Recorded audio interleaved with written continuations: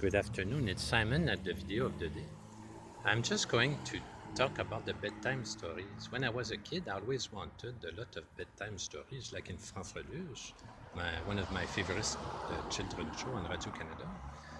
But my father, I think, read me one time a bedtime story. After I never got any. I started to read the Bible, illustrated Bible with my brother before going to bed.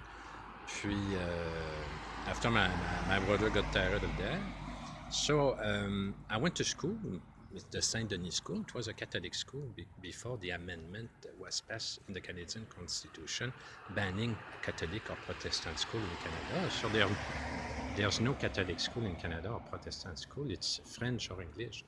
So, let's go.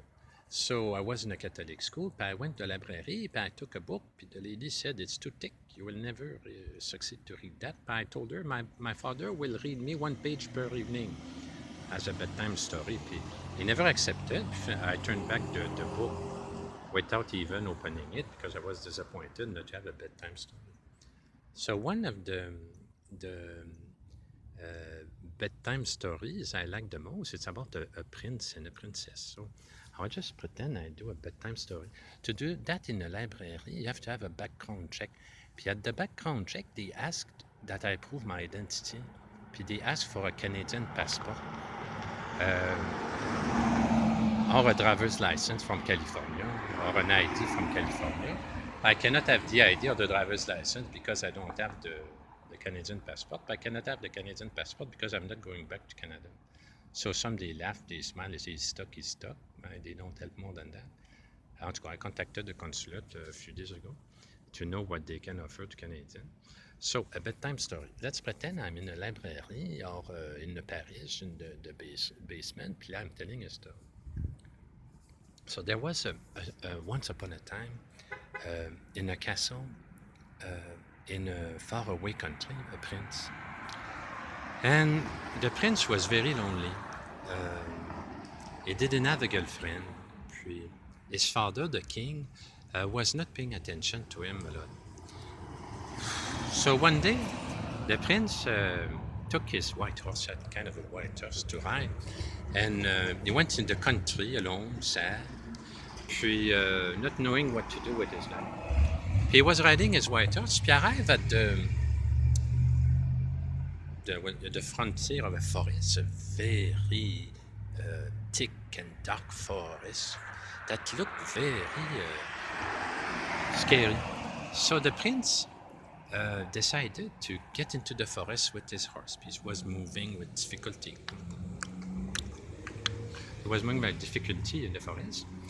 Puis after a long time, I don't know, 1 hour, 2 hours, or he heard in the forest, coming from nowhere and everywhere, a lady screaming, help, help, help, help. So he asked to his horse to go faster and to go in the right direction. Finally, they found a castle. And he looked up, there was a tower, and the princess was locked in a tower.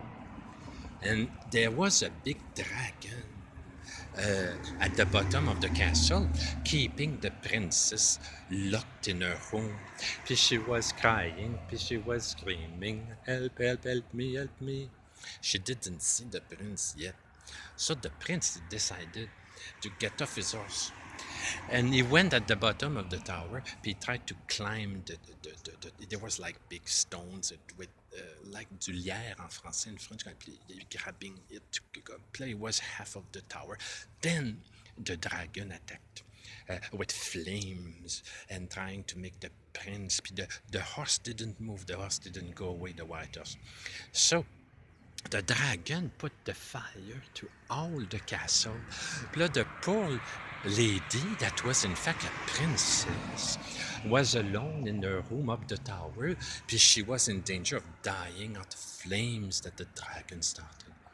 So the prince, on the side of the tower, with one hand took his sword, and then crushed the head of the dragon that fell blung, blung, blung, blung, blung down the tower.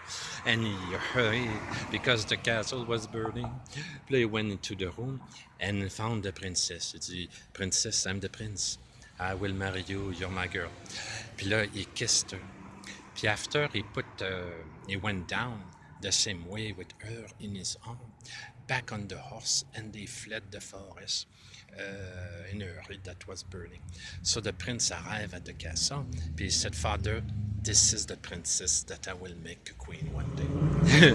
So that was my bedtime story that I never told anybody. It's the first time I tell my bedtime story because I don't have children. So I was not lucky, là. En tout cas, there were no forests puis no princess near my house. En tout cas. So that was my bedtime story. It's always a great reward to have a bedtime story. And to have a good book of stories. There's a lot of classics, là.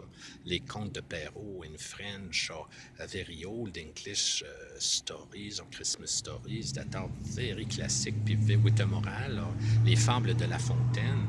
It's very interesting to find stuff that are more than little books. That sometimes books are made to do drawings or watercolor drawings. The story doesn't exist. So it's very interesting to find old stories, old bedtime stories of centuries ago. So that was one I made up.